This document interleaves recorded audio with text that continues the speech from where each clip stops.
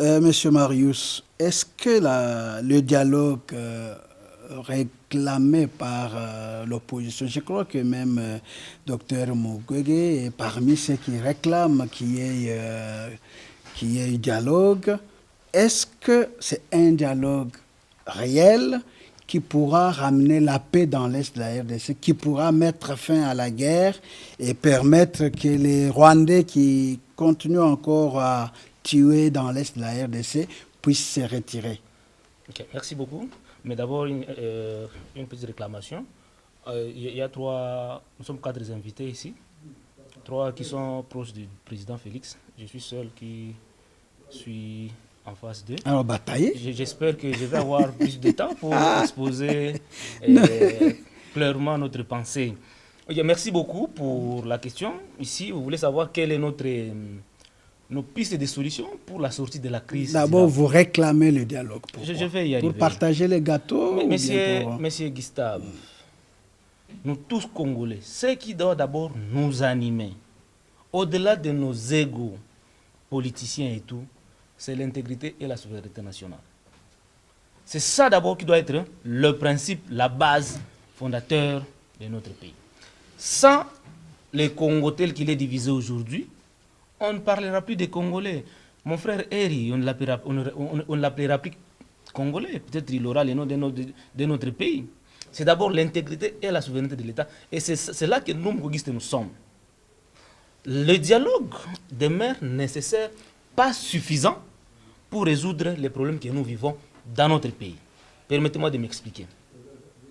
Pour résoudre les problèmes dans notre pays, Dr Denis Mukwege a donné 3 piliers, ou bien 3 pistes de solutions.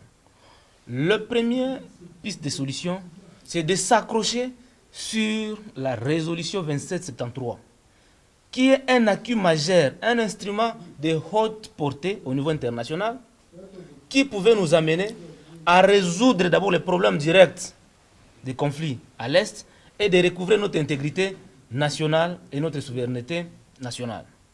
Malheureusement, c'est un constat très malheureux. Le gouvernement, à travers sa diplomatie agissante, s'est éloigné de cette résolution pour aller dans d'autres démarches, dont Doha et Washington, qui nous bloquent aujourd'hui.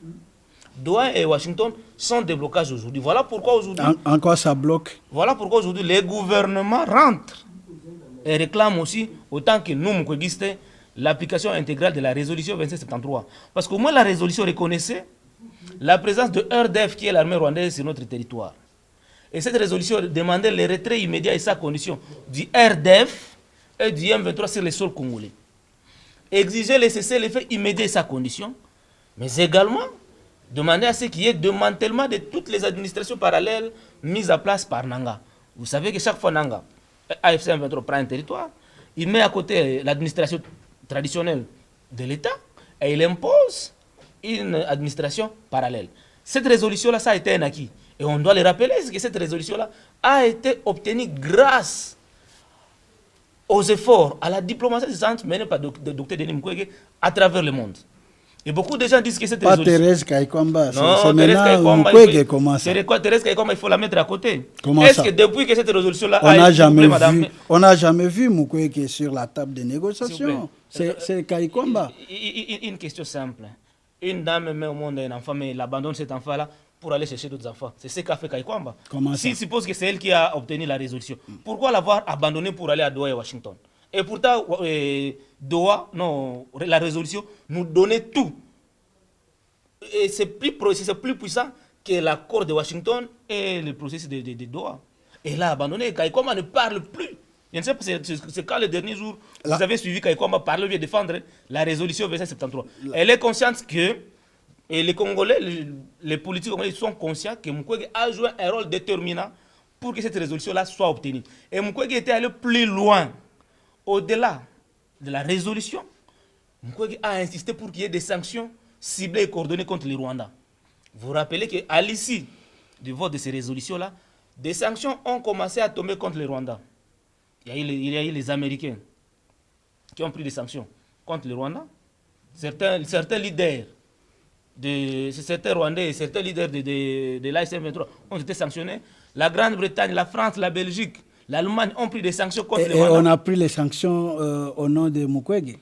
Je dis, Mukwege a mené, s'il vous plaît, monsieur le journaliste. Non, Marius, non, mais il ne faut pas. S'il vous plaît, monsieur le non, journaliste. non, il faut rester dans l'information telle qu'elle est. L'information. Parce que les efforts du gouvernement, les efforts de Tshisekedi, vous ne pouvez pas ici dire qu'on a voté, si on a sanctionné, c'est parce qu'il y a docteur Mukwege, mais il y a les informations. Vous ne pouvez pas... J'ai dit que cette diplomatie a été menée aussi. Je n'ai pas mis à côté, je ne suis pas le porte-parole du gouvernement. Ouais. J'ai mis aussi... Vous êtes le porte-parole de Mukwege. J'ai dit aussi et vous lui attribuez, vous lui attribuez tous les efforts du gouvernement. Rappelez-vous, vous avez suivi Mukwege au Parlement européen. Tous les accords commerciaux entre le Rwanda et l'Union européenne ont été annulés. Les contrats miniers, le commerce des minerais entre l'Union européenne et le Rwanda ont été alignés, supprimés ou bien annulés grâce aux efforts de Denis Mukwege. Et aujourd'hui, le docteur Mukwege continue à demander à ce qu'il y ait toujours des sanctions. Mais dans l'État, vous vous rappelez qu'à Bruxelles, nous avions tendu la main à Kagame pour lui faire du vrai. D'accord. Alors revenons. Okay. Le dialogue. Après la résolution 2073, deuxième piste, c'est d'organiser la conférence internationale sur la paix en RDC. Les gouvernements, je vois s'activer. Donc, pas question de dialogue. Je vais revenir, monsieur le journaliste. Il faut s'accrocher. Non, mais c'est pour permettre à ceux qui nous suivent de vous suivre. Oui. Donc, pour vous, il faut s'accrocher à la résolution 2773. Voilà. Et puis, il faut organiser une conférence internationale sur la paix. En RDC. Oui. Pas la logique de Lomé. Procès de Lomé. Nous sommes contre le procès de Lomé. Nous voudrions qu'il y ait une conférence internationale sur la paix. Mais maintenant, en troisième position, c'est là qu'intervient le dialogue. Le dialogue, c'est pour résoudre les problèmes internes. Parce qu'il faut reconnaître... Ce n'est pas pour résoudre la guerre... S'il vous plaît. La guerre dans notre pays a deux dimensions. Il y a la dimension endogène et la dimension exogène. La dimension endogène, liée aux élections, à la mauvaise gouvernance... à l'établissement de l'autorité de l'État sur l'étendue du territoire, tous ces problèmes-là, les détournements et tout, ce sont des problèmes qui doivent être traités à l'interne. Le développement économique, la construction des infrastructures, ce sont les problèmes réels à l'interne. Qui exigent un dialogue, ou bien il y a un gouvernement pour ça? Qui exige des discussions à l'interne, que tout Congolais qui a des revendications vienne en parler.